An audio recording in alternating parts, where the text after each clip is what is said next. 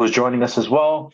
We have Lefteris, who is a part of an OG of Ethereum and also a part of the Liquity team. We have Gabriel, who is a lawyer and has been an OG in crypto for a while. We have Paulio from 3DNS. We have AD from IPFS. And we also have Chain Left, who I'm going to get into the first NFT on Ethereum as well. So thanks, guys, for joining. I think this will be a wonderful spaces. We will be going over our recent post that we did about local applications. But the idea is to have essentially like a brainstorming session, a discussion, a roundtable discussion around local applications and how we can make it a thing across DeFi. So without further ado, I will hand it off over to my colleague Ed with the first question. So, we have seen quite a lot of limitations with the front end setups that we see in DeFi today. And essentially, I want to ask, where did the idea for local applications stem from? So basically, back when we were launching Liquity protocol, we were looking at ways to maximally decentralize the front end. And at the time, the space wasn't really mature for that kind of thing. There wasn't a lot of available.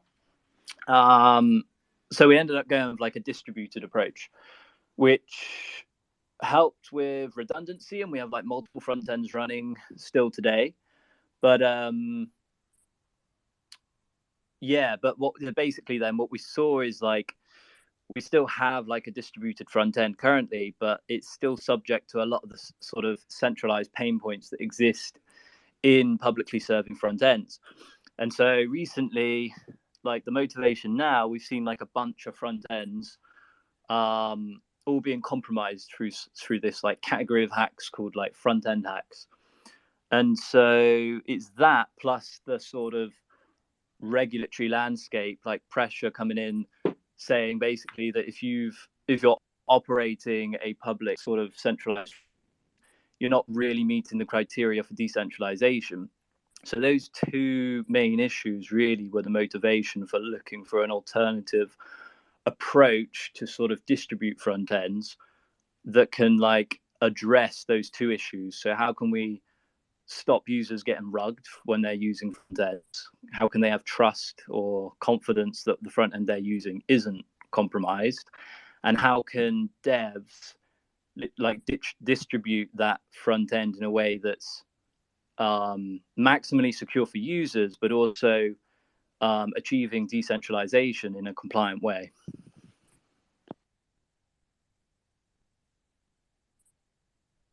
Thank you so much.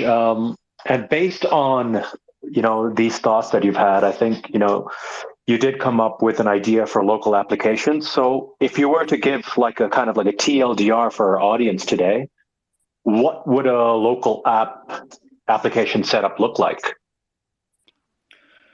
So I guess there's the technical point of view and then the actual user experience. So from a technical side, this local installer approach is literally a static file that can be distributed, whereby once that user's obtained that static file, it kind of acts like a application launcher or installer that kind of circumvents the need for a public front-end server.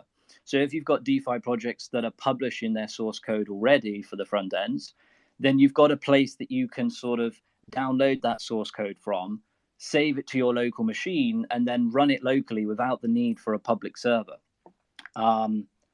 So that's the sort of technical side. But from the user perspective, nothing really changes for them in terms of UX. They still get the familiar Web2 experience of clicking a link or typing a URL into the browser. But what happens behind the scenes is something very different to traditional web links. What would happen when a user visits an installer link is that it would kick off this background process where it looks up the source code, downloads it onto their device, and then using this sort of service worker client-side approach, we can actually serve a machine. So they kind of can still bookmark it, they can still remember the URL, but this URL is not actually serving a DApp over it. It's just facilitating what's currently limited to like power users that would normally go to GitHub or IPFS, download the source code and run it themselves. We're just trying to automate that process basically so that it's still accessible to the mainstream, not just exclusively to power users.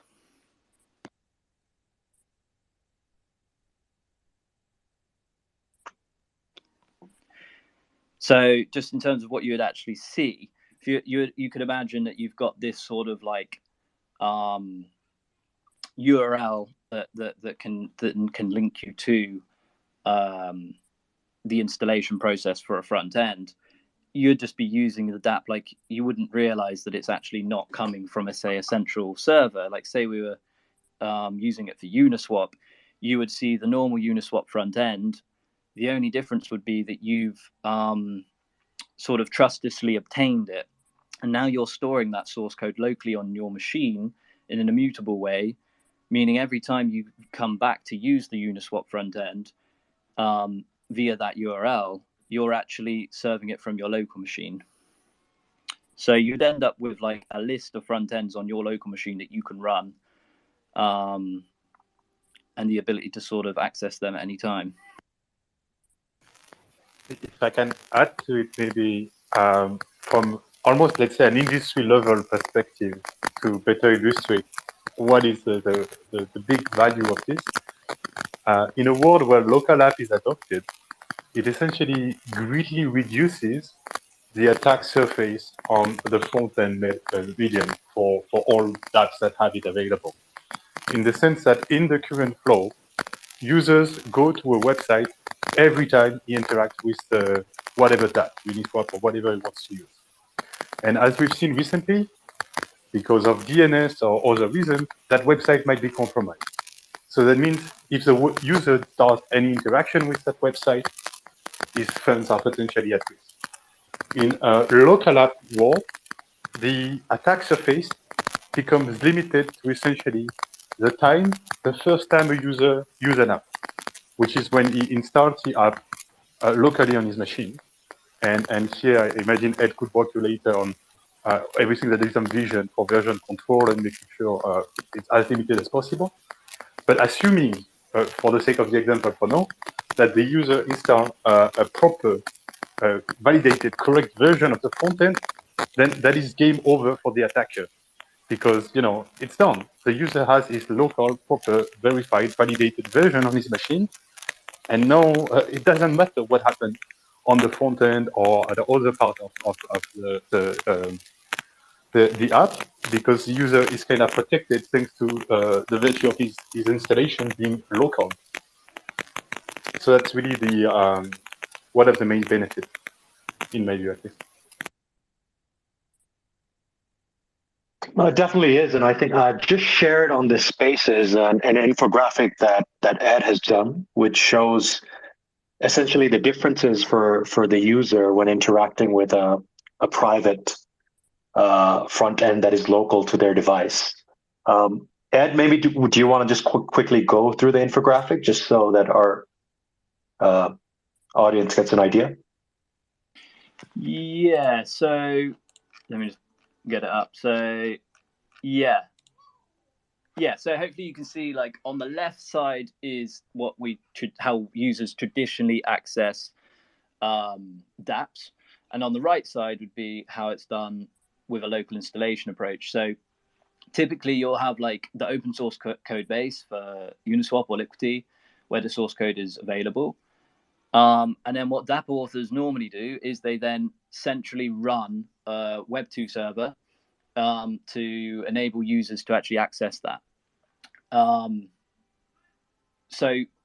there you can see that when a user interacts with that through their browser, they're having to cross over into like public centralized infrastructure to access the dApp. And that's where all the front-end hacks sort of risk exists, in the sort of opaque centralized infrastructure.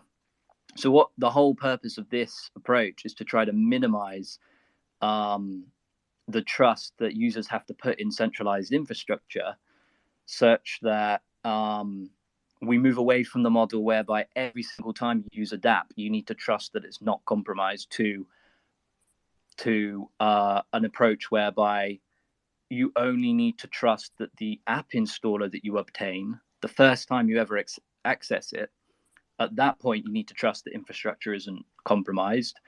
But once you've got that, any subsequent use of the installer or any dApp installed for it is performed trustlessly.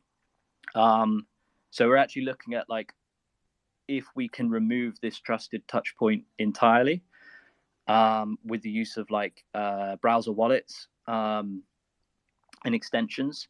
So we don't want to limit this solution to only being accessible to users with browser extensions and wallets, but in both cases, whether they have a browser wallet or extension or not, we're reducing the risk that of the attack surface that currently exists in accessing dApps through these centralized public web servers. So it's about trying to move that source code from GitHub to a user's local device in the most trustless way possible. Yeah, hopefully that illustrates it a bit.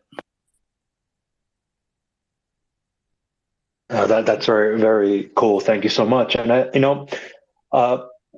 obviously there are a few technical and legal risks, but could you be specific as to what really are the risks with this local approach, if there are any really? But I think it'd be good for the audience to know that too. Yeah. So there's obviously this approach. Yeah. So this approach has basically got currently, if you're not using a browser wallet, which we could enhance to enable trustless obtaining of the installer, you still have to trust some infrastructure to actually obtain that installer to your machine. That is like a good area for trying to optimize and reduce the risk that exists there. I know that CoinSpect, they're working on like a monitoring tool to try to detect if front ends, or in our case, like an ENS gateway, has been compromised. So that would help mitigate it, but doesn't remove it. What I think we could, like what we're exploring with IPFS, is can we enable like regular browser wallets to do like ENS gateway verification, so that first time you install when you obtain the installer, you could actually verify that what you received was legitimate, that it hadn't been tampered or compromised. So that's like the risk that is still there. There's probably one other risk. So what we've seen elsewhere is that there's sort of a risk that players in the space that maybe wouldn't want their front end used in such a way could sort of request that these gateways don't serve them. But how this solution mitigates that is that we don't actually utilize any gateways or servers to actually distribute or serve front-end apps. That happens entirely client-side. But what is being served from these gateways is the installer, which facilitates that happening client-side. But it's important to sort of emphasize that this solution isn't trying to circumvent DeFi authors being able to be in control of their front end. It's actually offering them a way to distribute that front end in a more secure way. So, yeah, so hopefully that should have buy-in, because it's enabling their users to be sort of more protected from these DNS hacks and front end hacks that we're seeing.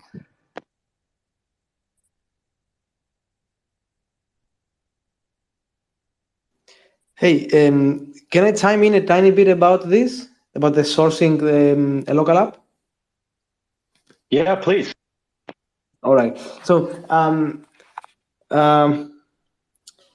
as Ed mentioned, so basically there is a risk there, which is the risk that every binary, every native application has. Like, how can you be sure that, let's give an example, not Rotkey, let's say something else that manages funds, the ledger thing, the ledger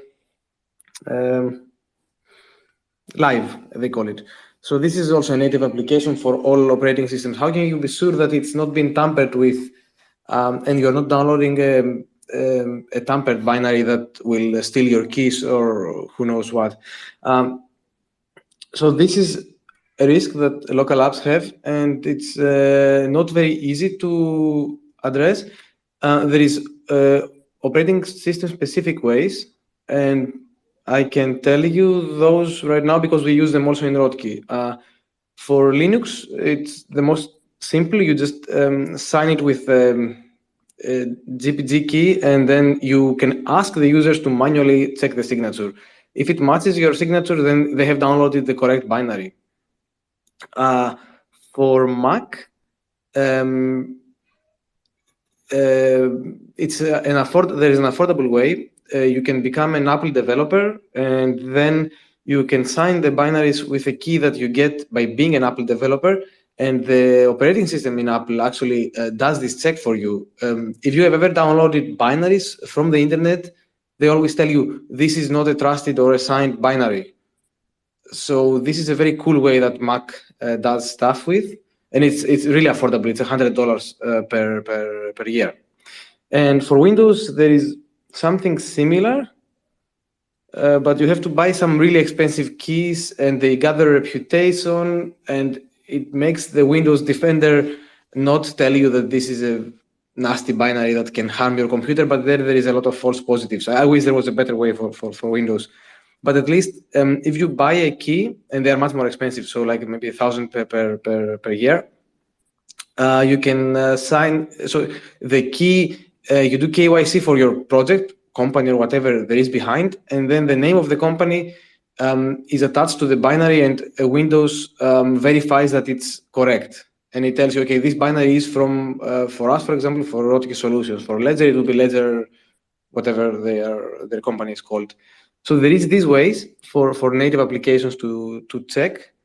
And they have made it so that the operating systems themselves, like Windows and Apple at least, will warn you and not let you use a binary if it's not properly signed. For Linux, it's a more DIY. You have to take care to confirm the signatures.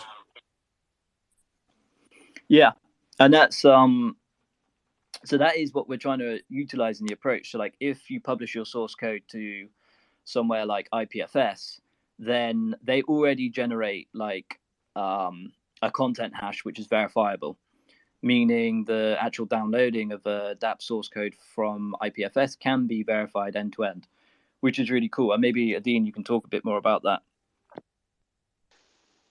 Yeah, so I think one way to maybe think of decomposing the problems is there's like the named or updating and mutating thing, like what's the latest version of the application, or what is the application that is named, that is named Rotkey or is named, Liquity Frontend, and then there's like all the data behind it, right? If you can start with a content hash, and this is like what you're looking for, the data is self-verifiable, right? And if you're operating in something like, a native environment, or even within browser environments, you can you can validate that the data is correct. Once you start these things about like GPG keys and signing and whatever, is talking about effectively that last leg to the name or to the mutable thing, right? In the browser, this is taken care of with certificate authorities and DNS names. With ENS, it's taken care of with access to the chain and the ENS resolver, or if you've farmed that work out to somebody else, then by trusting them. And so I think like one of the things we can leverage here is using sort of like the browser as a distribution platform to sort of move around the code and also do the validation. and then try and take all of the components where we've delegated trust out to somebody else to fetch data, to resolve data, and start to do more and more of that client side where the client is in control and can, if the code that they're running, right, whether it's the app installer or an extension, if that thing is covered with this, with this initial root of trust, right, whether that's coming from a domain name or coming from the extension installer store, then the rest kind of the rest is covered under that model.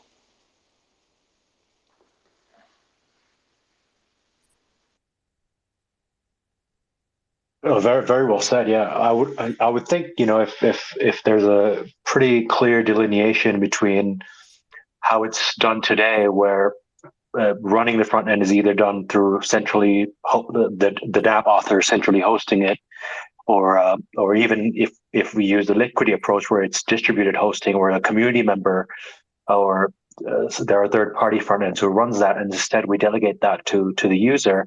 I would think that legally there's a pretty clear line between the DApp author and the user. But rather than being the voice of reason, I would rather ask Gabriel here.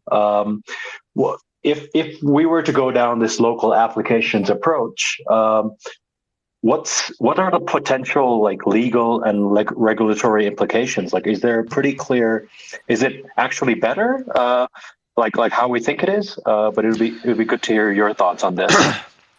Yeah, I think it's certainly solves some problems and is a very important piece of solving sort of all the problems. One of the problems I think it probably solves is something like the new proposed IRS regulations, which essentially turn almost all front ends, all DeFi front ends, etc., into tax brokers if they get passed as proposed, and the basis on which they get the tax broker sort of classification is read into that. It is on the basis that it's hosted by someone, and that someone is therefore naturally in a position to interpose KYC requirements and to know what each of the individual transactions are, and therefore to record them and to report them both to the IRS and to the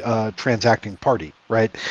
If with this structure, right, where it's people just downloading software, the software author is not, and no other party is in a position to know and record each individual transaction. You can only do that from the blockchain itself, and the blockchain is not hosted by a tax broker. It's hosted by sort of validators collectively, right? So I think it solves problems like that. I think that it is on when you get into issues like securities regulations, commodities regulations, some of these other types of things, I think it's an important piece of the puzzle, but not a complete solution. And the reason why it's not a complete solution is that data indexing for dApps, it tends to be very dApp specific currently. And so for the most part, each individual team, so to speak, has to have specialized backends that does that data indexing. And sometimes it's more than indexing. Sometimes it's actual running some algorithms on the back end. Like, for example, calculating an optimal swap route between two assets on an AMM that don't actually exist in a pair pool together. Right, and that's all currently handled through some back-end routing engine. And so even with this approach, to have that more sophisticated functionality and to have a good user experience and good data that is needed for a great many things, or is other than for power users, you would still need to have someone running that backend, and that person would therefore be that regulatory target, including possibly, for the possibly for the broker regulations. Actually, not for the broker regulations, because if they don't run an RPC node, they're not getting the transactions. But for other regulatory issues, like whether the entrepreneurial efforts of this group is critical to the value of the token, and thus there's a securities law issue, or whether there's some sort of illicit, commodities merchant function being performed by someone, or being facilitated by someone.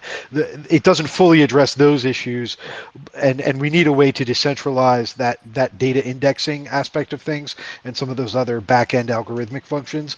But I think this is a really important piece of the puzzle, because it solves decentralizing the front end without having to have open the door to scammers, because there's this verifiability of build and people can run it locally, and that won't implicate a bunch of the regulations.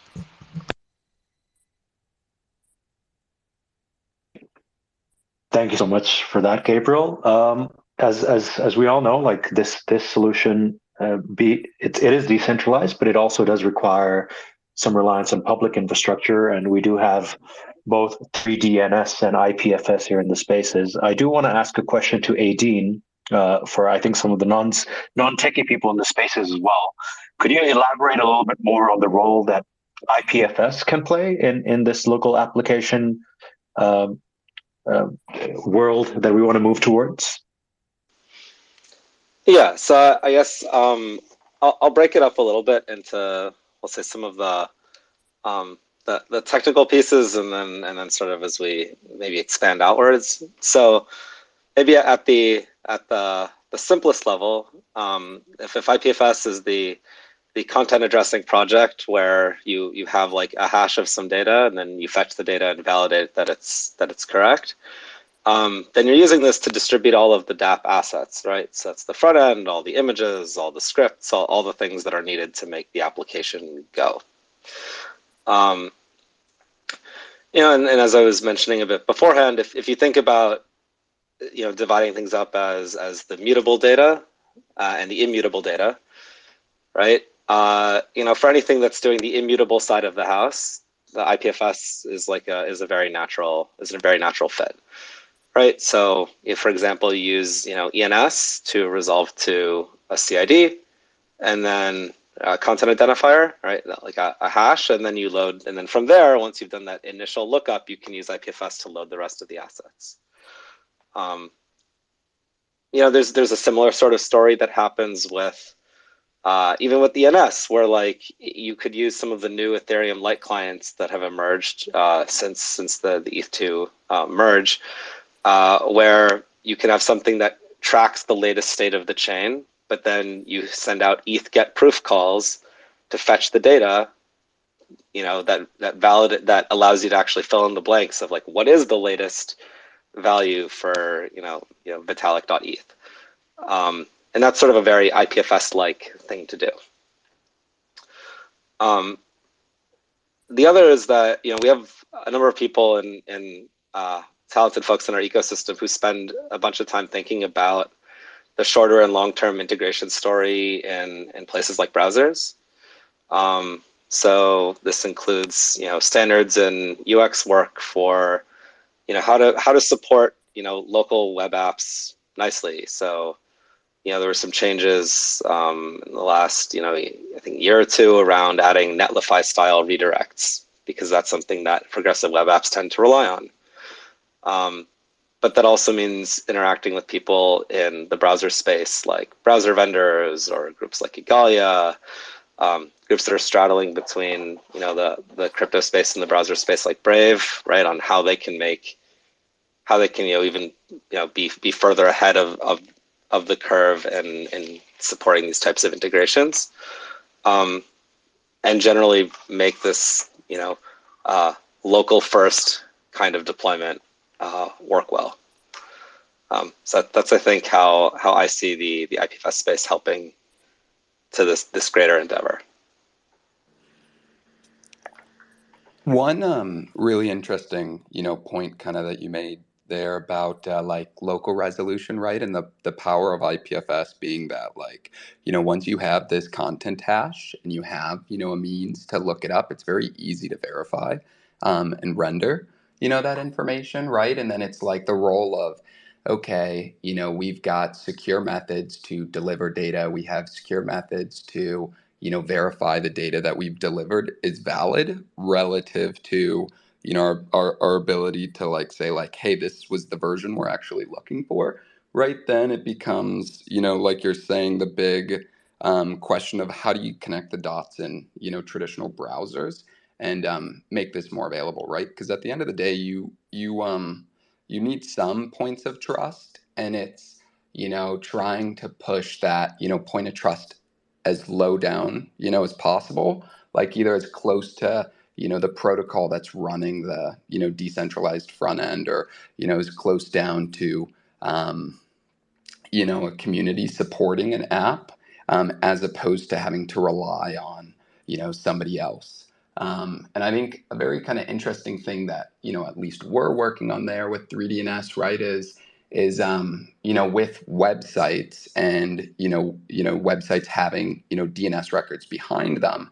How do we make those DNS records, changes to those DNS records, and resolutions of those like resolving those DNS records auditable, right? From the very basic stance of like, if you buy a domain name, with like a traditional registrar, they're going to store it in a database, and you can actually verify and track the changes.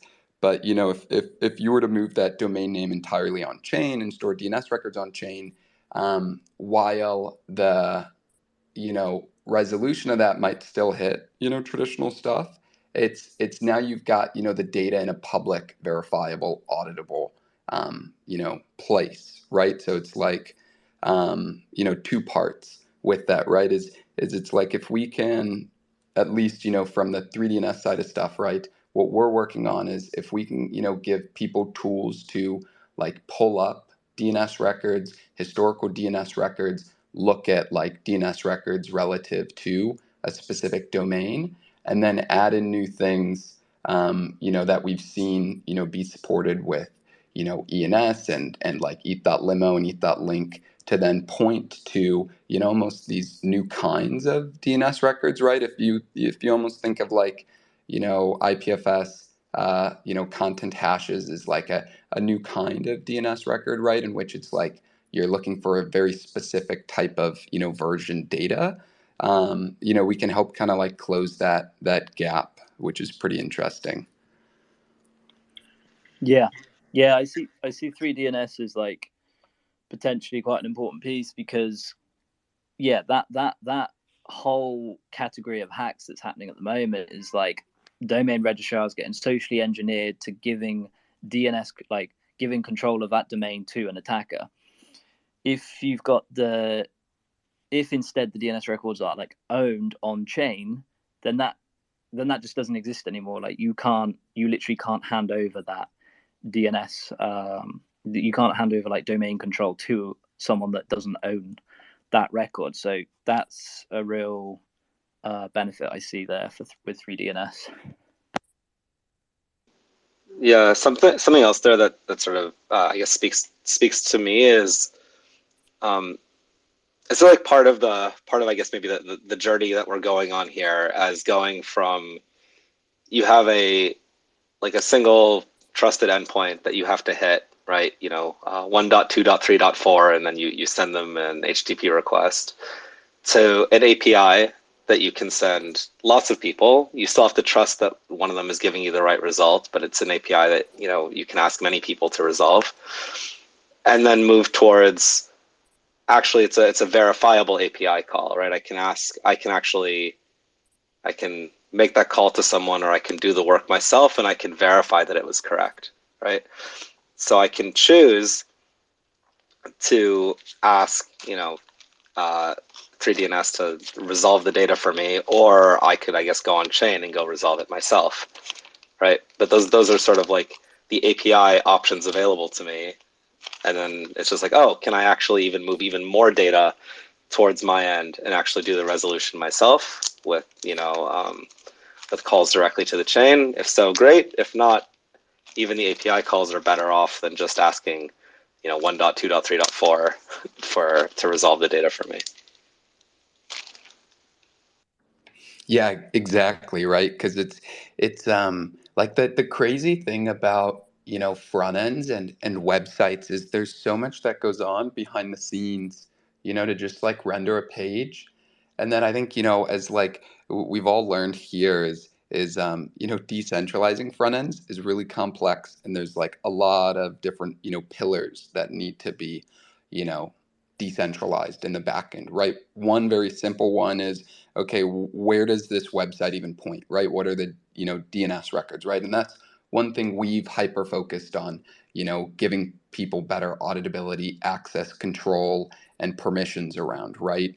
And then, the next thing is okay, now that I've got this, DNS record, or now that I've got this content hash, how do I resolve it, right? Content hashes are, IPFS has made that easy, right? It's, you have a content hash, and as long as you trust who gave you the content hash, gave you the right content hash, or you have a means of, verifying that, then you can like render this, right? That's not to say there's going to be any, there's not malware or anything else in there, right? But at least you're rendering what you should be, right? And then it's like, okay, well, if you have something that's, less static, right? And you've got like an IP address pointing to a machine, well, that machine might, be this, caching middle layer in which it still resolves,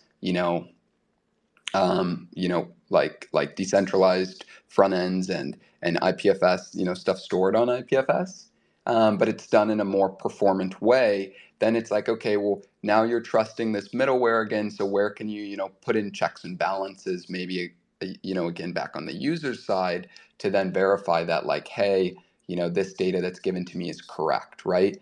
And then, that also doesn't even take into account of like, hey, how do you make sure that, like, oh, this Liquity front end was, the latest version that's pushed by, the Liquity multi-sig, and they updated and, tracked the version here, right? And that's at least, what I find very interesting and cool about, what Ed and like your team and everything has been working on here, right? Is it's like, okay, how do we, take all these different, more decentralized primitives, right? With, DNS resolution, rendering IPFS, kind of grabbing all this information and put it in this, applet that makes it much easier for the user to do this, by just doing it for them.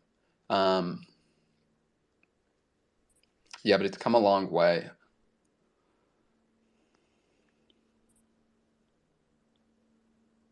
Thank you so much for that. I think it makes it quite clear as to the value proposition that both 3DNS and IPFS can provide. I do have a question to one of the OGs here, Left Terrace, in Roadkey and its role in being local first from the start.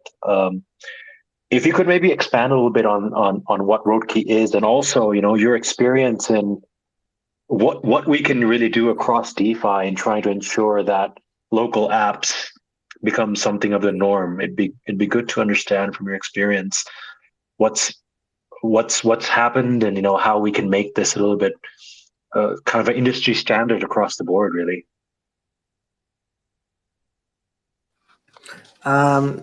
Yeah, sure. So Rotkey is basically a portfolio management and analytics tool that essentially just does things like what Zapper would do or Xeron for you. So track all your positions across multiple chains, across let's say also banks and TradFi stuff, and then also do analytics like graph statistics, how much you have where, history analysis, and the P&L report that can be used for taxes, for example. So why a local app? The reason is that it's so unlike a simple front end, Rotkey is stateful, so it keeps a lot of state. Like it keeps all this history for you, all of the addresses that you yourself own. So this is very sensitive data, and if you want to track your finances essentially across many different, across all of crypto or all of your finances basically, this is too much information to give to a non-local application, basically to a server. This is the main reason why I went with a local app for Rotkey, because it's extremely sensitive information. It's basically your net worth given to a centralized server that many times, like, I don't know, Bitcoin tax or coin tracking or accounting or whatever, they all have, you need to pay them. So they also have your probably address and credit card details and your net worth all in the server. This is like a honeypot. This is really, really like, no way would I ever do that. And I think that nobody should be doing that. Now, about how we can make local apps more of an industry standard. Yeah, this is a very good question. Our biggest hurdle, the biggest difficulty with Rotkey has been the fact that it's a local app. It's both its strength, but also the UX and the expectation that users, especially younger people, have these days, is that they will just open a browser and see it from a tab that they visit a URL. Like they don't want to download stuff. It's this hassle. How can we make it easier? That is something that we should try to fix. And generally work on the UX of local apps. So for Rotkey, for example, once downloaded, you can also open it through the browser. It's basically either or Electron or Docker. It's the same thing. This is how you can also open Rotkey through mobile. Just have it hosted somewhere, and you can connect to your local Rotkey from even on the go by the mobile interface of a browser. Now, yeah, what else? You asked how can we make it more prominent in DeFi in general? Yeah. I think we can also extend this question to maybe Breeze and the DeFi collective, right? I think at the end of the day, the plan is that this is a public good for everyone, and it's beneficial to the DApp authors themselves as well. It's not only for the users, but I think it's a two-way street. So maybe Breeze, if you could also chime in with some of your thoughts as to the role that the DeFi collective can play in making local applications become prominent in DeFi. Sure. Yes. So yeah, as we were saying earlier, talking about security, essentially this is overall at the industry level, if widely adopted, a sizable improvement security-wise. But there is a bit of a cost downside to it, which is this requirement for a form of public infrastructure, let's call it like that, to maintain some of the components of the application. So such as, for instance, the installer. So there will be a developer or a team of developers publishing that installer and potentially updating it. And we can also envision, content about the local app solution itself, be it for the interested users or the projects. So that's really where we see the collective helping out and being involved in being this relay to make sure this solution can be as widely adopted as possible. And so playing a role in evangelizing other projects to get on board with the initiative. That could be also, producing documentation on how those things work. And again, this question of so who in the long term are going to be the people maintaining this, and how are they compensated for their work if there's any compensation, and how are all related costs covered, such as potentially some server costs or maybe, for instance, if we want to make the local app installer as friendly and easy to use for users, we might need to do some UX work on this and so on. So it's really at that level, At the technical level, we're really happy to kind of walk on the shoulders of giants, and we're more here to help in increasing the adoption of the solution and making sure it stands the test of time. But again, since the cost is quite moderate as far as we understand them, the question of the sustenance over time is not that big of an issue. It's at first it's really a matter of adoption and making sure everybody understands the value of the solution, and then over the longer term, finding relays within the community to support it. But in a success scenario, that shouldn't really be a problem, because the local app initiative will essentially be solving a major attack vector that's been used frequently to drain sizable amounts from users' wallet, on top of creating, I want to say, a bit of a climate of fear and uncertainty for less experienced DeFi users. So solving that pain point at quite a competitive cost, let's say, it should be easy to envision that the institution, group, or whatever carrying the local app initiative in the long run should be able to find funding from the major players of DeFi without too much struggles. Or at least I hope so.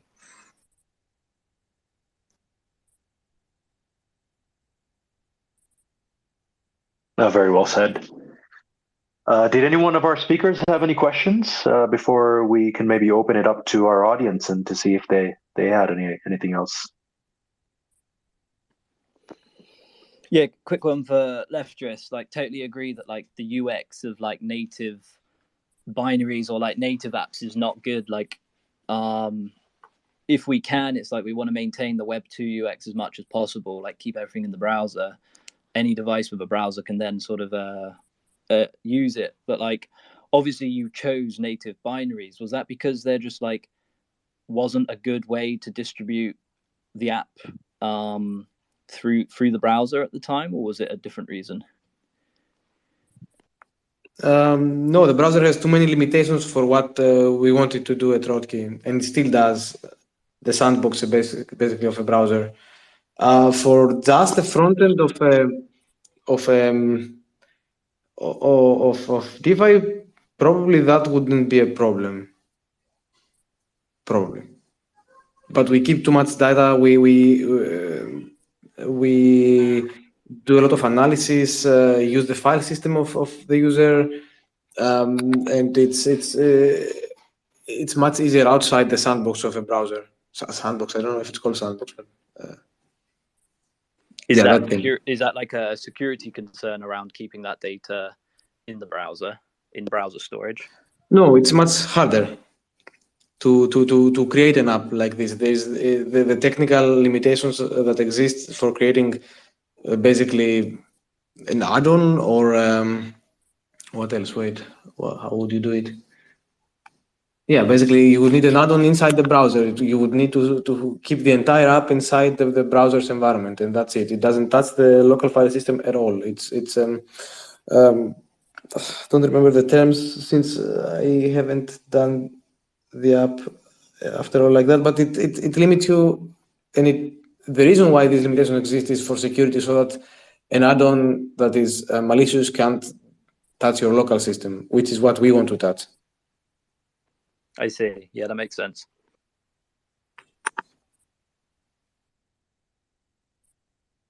Cool. Before we open it up to questions, I do see some comments on our Twitter asking this. Maybe Ed, you could quickly answer it. The question is, how can users verify the local app and to ensure that it's not altered or malicious? Yeah, that's the challenge. So, like I mentioned before, that CoinSpect are sort of working on a front-end monitoring tool, which potentially could sort of give you an indicator of whether the gateway that, like, say we're using a gateway, is that currently compromised. That would obviously help, but in the long term, it'd be better if there was a way to actually trustlessly obtain it. And I think that's where work on browser wallets could help us there. So would the browser wallet be able to verify that when you've accessed something through a ENS gateway, that it is not tampered with? At the moment, that still is the trusted point, like if you're not using a browser wallet, but I hope that we will be able to eliminate that trusted point. But it's worth mentioning there that, like, in comparison, like there's still the benefit there in comparison to accessing a DApp through a central server, where every time you have to trust that it's not compromised. Here we're saying there is one trusted touch point just the first time you obtain the installer. Once you visit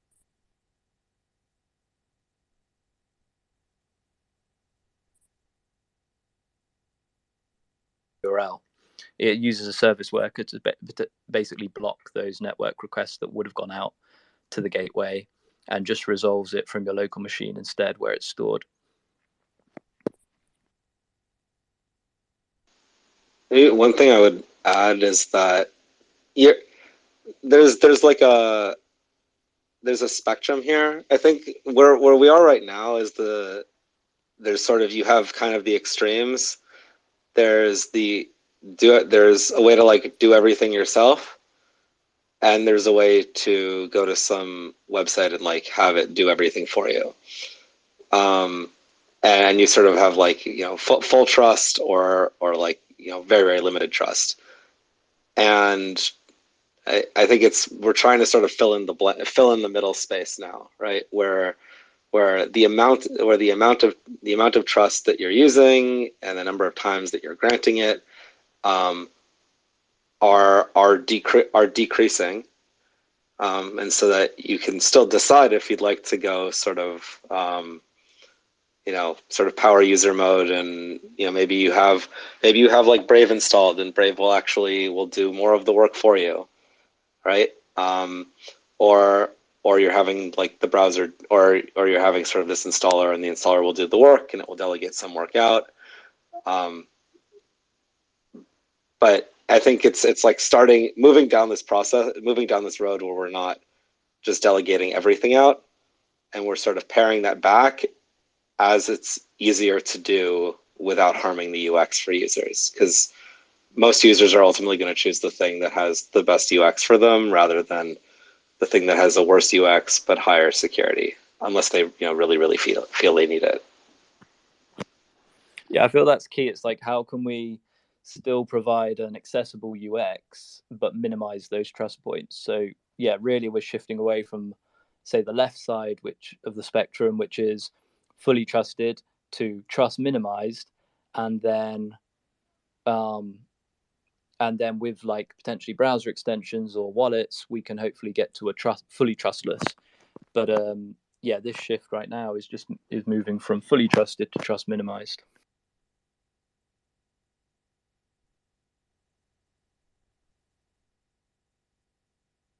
Cool, thank you for that. There's one more question I've seen. It's an interesting one. So it's regarding RPC endpoints as to how they're managed in this model. So the question is, will major RPC providers like Alchemy need to expand their ability to whitelist local applications as well? Is the question. So it actually has no bearings at all on like whatever the user is using in their browser to connect to their RPC provider. So none of that's changed. Like if you're using MetaMask and Infura, then it's just going to carry on doing that. It doesn't kind of have any control over that level. It's really just about how the source code for a front end gets to your device that this solution is looking to target. That is a really important aspect as well, but it's just not something that this solution is looking to alter. Cool, and I've seen a couple of people also asking where they can take part in discussion. I've just shared on this Spaces a link to the DeFi Collective Discord channel. We have a Discord channel there called Decentralized Frontends, where we can all collaborate and discuss essentially how we can make this a public good. So please do join that. And now I would actually like to open it up to our audience to see if they have any questions. Please just raise your hand or request to speak, and I'll invite you up to the stage to speak.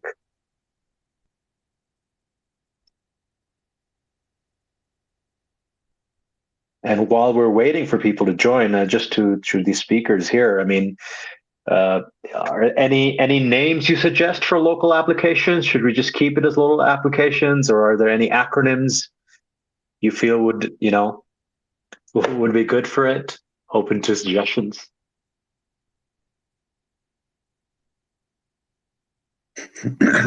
So there is one, just to give you guys idea. I don't think we're gonna run with it, but there is someone who suggested a Freedom app. The problem is the short version of this is not as compelling as it can be.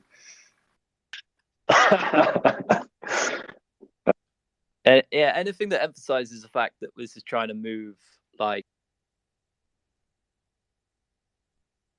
around local makes sense. It's kind of the differentiator here from just like say accessing something through an IPS gateway is not like we're trying to change how you serve the front. Like it's not moving to a new server. It's actually moving away from servers or centralized hosting altogether. It's trying to cut out the need for an intermediary. So yeah, there's probably some experimentation in naming around that, self-serving and locally hosted.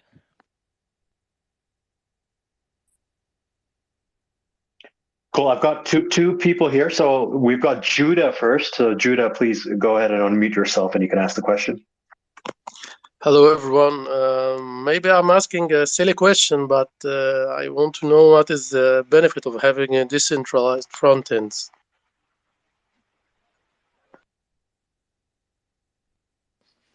Yeah, it's a good question. The two main reasons I see is one, that centralized front ends currently have this large attack space whereby front ends can become compromised, and that's leading to users losing funds, and like it impacts like the viability of these protocols long term. If we look at like Badger, the fact that their front end was compromised led to like $120 million of loss.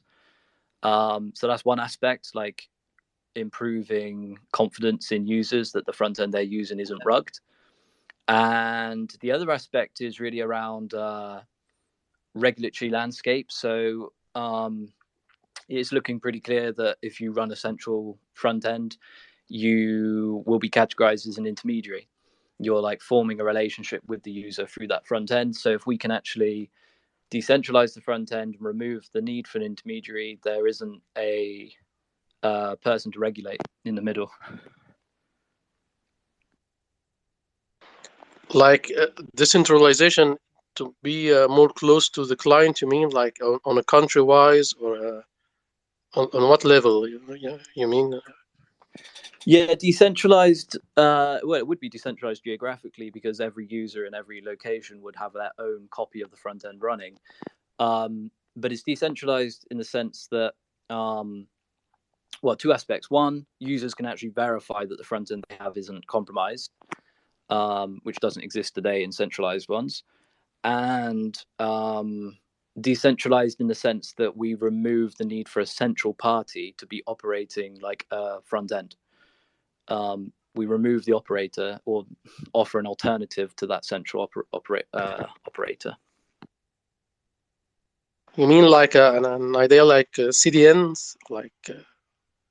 Yeah, I mean CDNs could still be utilized as a way of just accessing this installer payload, but it's important to differentiate what's being distributed through those CDNs. So we're not distributing dApps through the CDN. We're distributing a neutral, like generic app installer or source code downloader, and that's not specific to dApps. It's not specific to anything. The main use case I think is for dApps, but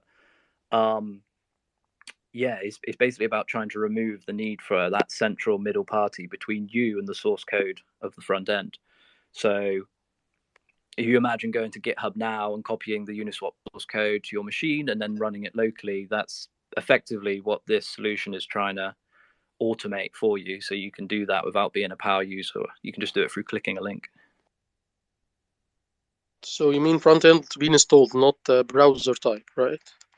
It would actually be in the browser. Yeah, that's the key thing here is we want to try and keep the Web 2 UX so that you don't have to run a native binary because, as Leftra said, that's not like the best UX. It's harder to adopt. in my opinion, the web browser is the best platform for distributing software. It's just currently doesn't support doing it in a trustless way. So yeah.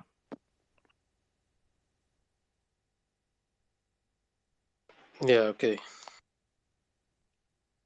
Cool. Thanks for that. Well, next up we have Ivan from Gearbox. Ivan, hopefully it's not a Gearbox related question, but go for it. I've been crying the entire day. Thank you for restoring LUSD peg to 1. My family has been poor and crying for 6 months. Now it's finally good. I just checked. I just wanted a little spam to make you all laugh, But it's good to see, though. Good to see. And of course, I remember Ed talked about this kind of stuff back in Istanbul. So very interested to see the recap from Gabriel on what legally he thinks the implications are here, whether they are very much positive or they don't change that much. Because again, would love to have something like this. Just need to understand how much really does it change the situation. Yeah, I mean, I tried to explain it earlier. Not sure if you were on, but basically, I think it solves some, but not all of the problems, right? It does solve a problem like not being like the person who's making or the party who's making available a front end not being a tax broker under the new proposed IRS rules for DeFi front ends and things like that, because they're not in a position to know each individual transaction. There's no back end that's kind of in the middle or that is aware of these things. So that's good. But sort of there's a broader set of regulatory problems like around securities laws and commodities laws and things like that, where although it's debatable, the role of the data indexing and the fact and some like back end algorithms like swap routing and stuff like that for AMMs. These things are still they're very, very data heavy. You definitely can't expect each individual user to be running that. And so it will still require some party that's involved in the project and has kind of an economic incentive around it to run those things. And so this could continue to be a regulatory target on a lot of those laws. But I think, if there ends up being ways to decentralize that, and there are a few projects, I can't think of the names off the top of my head right now, but I know a lot of people are working on trying to decentralize that aspect of things. Obviously, the graph, is a partial solution in terms of the data indexing. Once we decentralize that, then combining this type of local front end solution with that type of decentralized back end solution, where maybe it's run by some special network devoted to indexing and running certain back end algorithms, that would be a pretty complete solution, right? So yeah, looking forward to seeing how all this evolves. Awesome. Thank you for explaining. Sounds cool. Cool. Thanks. We'll do 2 more questions and then we'll wrap it up because we'll be going for over an hour now. So, Millie, the floor is yours. Hey, thanks for having me. A great space. Actually, I think you guys kind of ended up answering my question towards the end, but I just wanted to know how similar is the flow to downloading executable file or downloading a poker app to play poker locally, and then interacting with it locally. How similar is that flow from a technical perspective to what local dApps is, and also from a user flow perspective? Yeah, it's a good point. Good question. So it's actually not trying to it's actually trying to sort of mask that aspect. So in the sense that, normally if you download something that's local, it would be you would see your browser downloading something to your machine, and then there'd be a file on your machine. You have to open that file, and then it would open something in a new window. This is trying to actually not be that experience at all. It's trying to be more similar to just clicking a link. Like you click a link to go to Twitter, and it opens in a new tab. That's the UX we're trying to keep here. The only what changes is what happens behind the scenes when you click that link. So the idea is you click that link and it initiates a background process of installing the dApp into your local storage, your local device storage. but it is all happening within the browser. So there's no visible browser download occurring or a file to open. What would happen is there'd be an indicator on the UI saying it's currently downloading the source code, saving it, then you'll just see the UI. But that would be sort of within the installer. You'd see that happening within the installer in the browser. And then the second time you were to visit that link, you wouldn't see the installation process happening again because it's already happened. It would just show that front end straight to you. So there's no files that get put to your downloads area that you need to share or open or anything like that. It's more similar to just visiting a regular Web 2 link. All right, so that makes a lot of sense. But so from a user flow perspective, that's great. Also because it makes the wallets like integration a lot easier, I assume. But from a technical perspective, it seems like it's kind of similar, right? Like it's essentially at least the first time that someone would be downloading it. So it shouldn't be too difficult of a barrier for like the average, like crypto user at the moment that already like knows how to like download a wallet or whatever. For sure. I mean, yeah, from their perspective, it's not a different flow to what they're used to. You can imagine going to like the DeFi project's marketing page, like uniswap.org, and there's a link, but instead of that link saying go to DApp, it says install DApp, and clicking that opens a new tab. You see the installation happening, and then you see it's just trying to automate it rather than force the user to have to manually do the steps it's carrying out, which is akin to just like going to GitHub and downloading the source code and running it locally.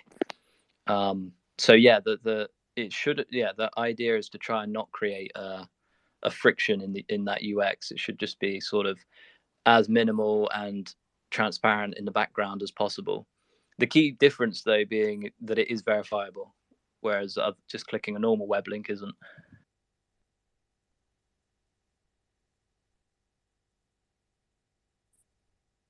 Yeah, Millie, I've just shared on the spaces as well a mock-up that we did as to how it would work. So it essentially involves a user going onto a marketing website, hitting install your local front end.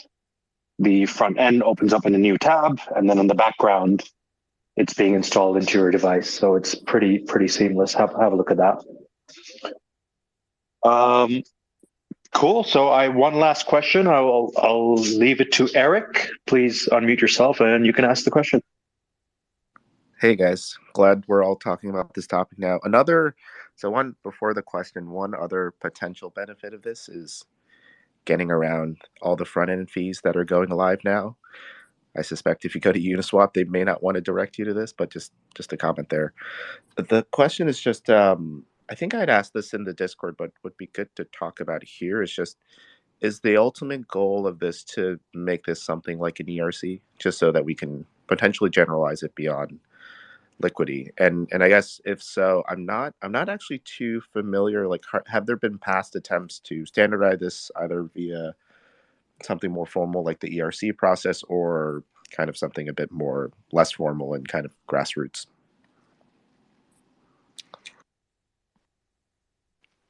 Yeah, I mean, that's kind of the initiative now, is like the reason we're doing this space and talking about it early is because there's like a number of different people in the space that are working on this and trying to solve it. It's hard to standardize it or make it Ethereum specific because it's not. It's really front end browser focused. But yeah, there's like a IPFS working group that meets weekly to discuss this, which we can share in the chat. And there's also like obviously the DeFi Discord where the conversations are happening. It is, as you say, this isn't Liquity specific, and what we're building, it isn't Liquity specific. It is this generic sort of middleware. So yeah, we want as much input as possible from the community, and like the DeFi collective or someone to own that open source code base that anyone can contribute to. I think another part of this is that, but part of the reason why you sort of want or need like standards here is that it also makes it easier to build tooling around them, right? So if you say, here's how we have, the app installer, I guess it's like, it's like trust on first use from the initial loading page. You say, well, actually, I want to see if I can use browser extensions, or if, Brave can add in a specific capability that means that you don't actually even need that trust on first. Your trust on first use is moved into like the browser install or the extension install. That you can do that, and you can only do that if there's like a standard for them to write against, right? So this is part of like the nice thing of doing this in the open and getting feedback from people, is that hopefully the thing that you come up with is something people are okay working against and using.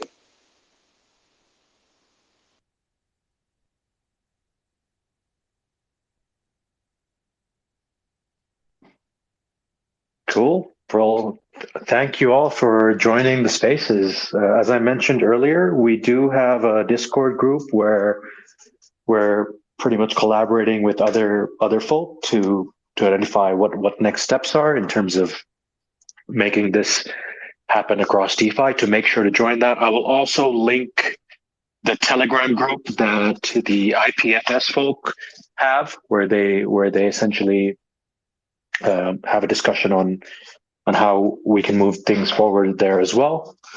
And yeah, in the coming days, we'll also be coming out with, Ed will be coming out with a more of a technical piece as to, how this all works under the hood. So make sure to follow us on our socials as well, in order to see that first, be the first to see that. But thank you all for joining the spaces. I really appreciate the time that you've taken today. And this spaces is recorded, so you'll always be able to listen back to it as well. Thanks all. Thank you all our guests for joining as well. Have a great day. Cheers, guys. Cheers. Have a good night.